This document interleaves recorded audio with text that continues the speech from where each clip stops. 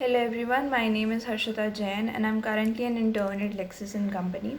In my previous video, I discussed about the concept of a live-in relationship. But on 18th May 2021, the the Punjab and Haryana High Court has said live-in relationships are morally and socially unacceptable, an observation which runs contrary to the Supreme Court stand recognizing them. The High Court made the observation while dismissing a petition filed by a runaway couple seeking protection. In their petition, Gulza Kumari, aged 19, and Gurvinder Singh, aged 22, said they were living together and intended to get married shortly. They apprehended danger to their lives from Kumari's parents. Um, in his May 11 order, Justice H.S. Madan said, as a matter of fact, the petitioners in the garb of filing the present petition are seeking the seal of approval on their live-in relationship, which is morally and socially not acceptable, and no protection in order in the petition can be passed. The petition stands dismissed accordingly, his order said. According to petitioners' counsel J.S. Thakur, Singh and Kumari were living together in Taran Taran district. The women's parents in Ludhiana did not approve of their relationship. The couple could not get married as Kumari's documents, which have her age details, were in the possession of her family. Thakur added. The Supreme Court has taken a different view on the issue in the past. A three-judge bench of the Apex Court held in May 2018 that an adult couple had the right to live together even without marriage. It had made this clear while asserting that a 20-year-old Kerala woman whose marriage has been annulled could choose who she wanted to live with. The Apex Court had also referred to its decision in Lata Singh versus the state of Uttar Pradesh.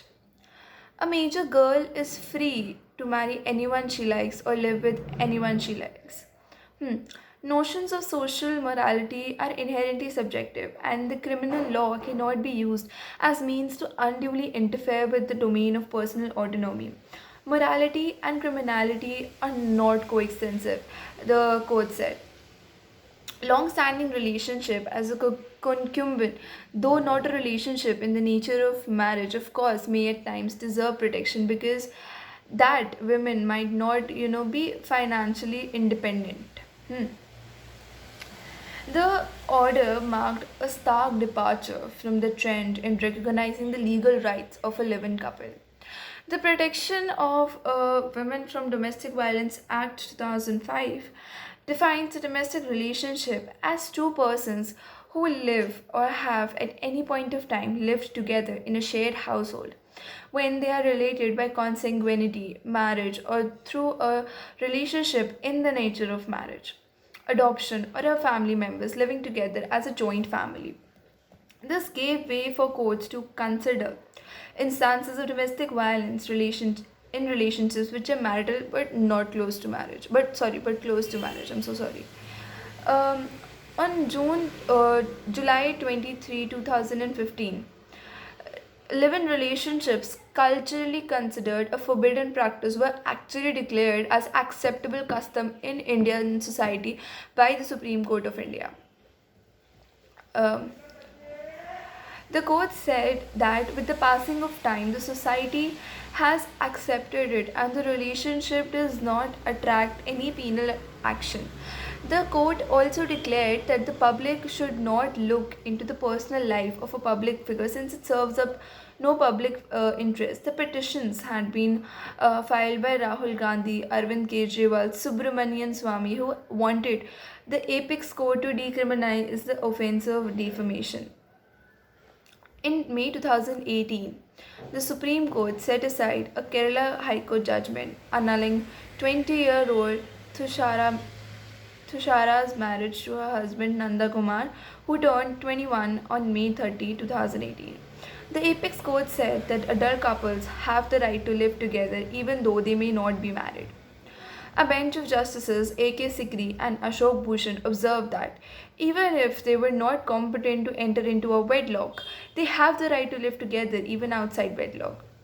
It would not be out of place to mention that live-in relationship is now recognized by the legislature itself, which has found its place under the provision of the Protection of Women from Domestic Violence Act 2005, they added.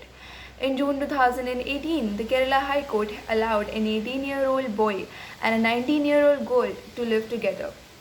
The court said that the girl had attained puberty and had the capacity to marry both under Section 251 on Mohammedan law as well as provisions of the Act. The court held that both the girl and the boy are adults and said that the girl, a Muslim, is free to live with the boy or marry him later when he attains the marriageable age. The Constitutional Court is bound to respect the unfettered right of a major to have a live-in relationship, even though the same may not be palatable to the orthodox section of the society. Even Odisha allows same-sex live-in.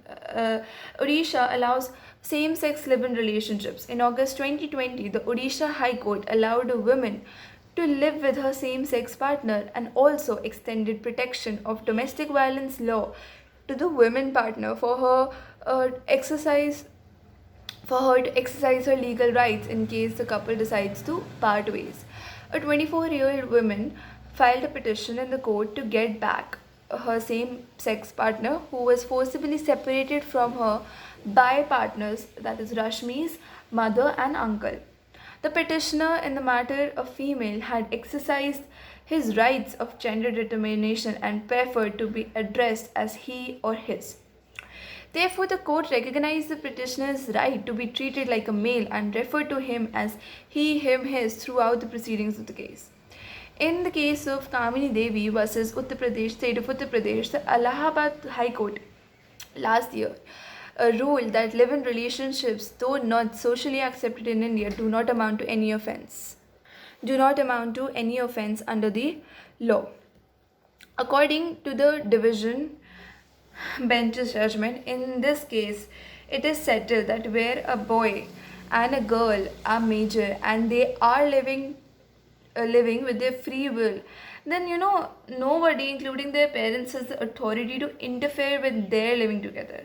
The court observed that nobody would be permitted to interfere in their peaceful living as a right to life was a fundamental right guaranteed by Article 21 of the Indian Constitution. The Haryana and Punjab High Court's order is a step back from the recent progressive spate of the Indian judiciary that has upheld the rights of young consenting adults to live life on their own terms. So, if I would love to hear your opinions, any comments, anything, do mention them in the comment box. Thank you.